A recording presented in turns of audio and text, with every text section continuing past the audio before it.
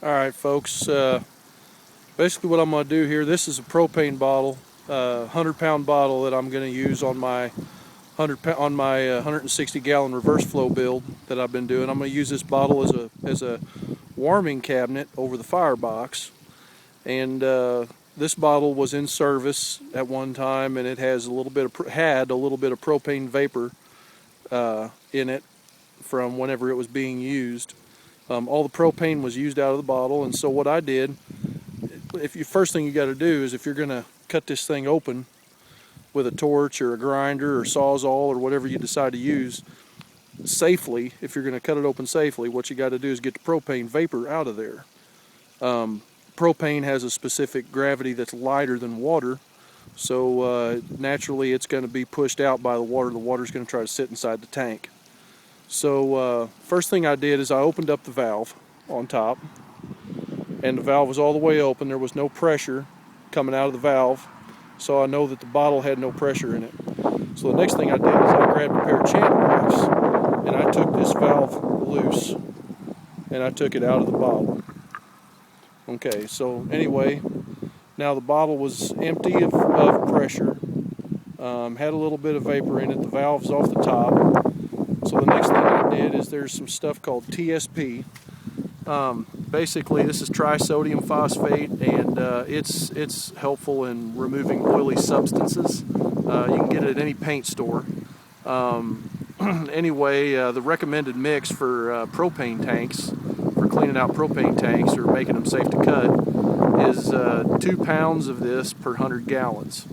So I put, this bottle's pretty small, so I put about half a pound of it in this bottle.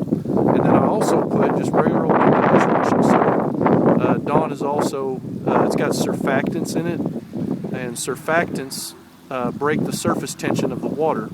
So the water that's inside the bottle that we filled up, since the surface tension is low, it'll be able to get inside the cracks and crevices and stuff like that. So you know you won't have any vapor or anything sitting inside of a crevice somewhere that was held in there by the surface tension of the water. So those two things in combination is what's going to help us when we fill this bottle up with water to be able to safely cut this bottle. So the next step, I went over here and got my trusty water hose. And of course it's going full blow right now. Move my channel locks out of the way here. Anyway, this thing took a lot of water, so I put the powder and I put the trisodium phosphate powder and the Dawn dishwashing liquid inside the bottle first, and then I took this water hose and filled this sucker up with water. You can see the soapy mixture coming out. Basically what you're going to do is you're going to try to fill that thing all the way up, and you'll see those bubbles coming up out of there. And you want to try to overrun this. You want water to go in there, and you want to keep running water until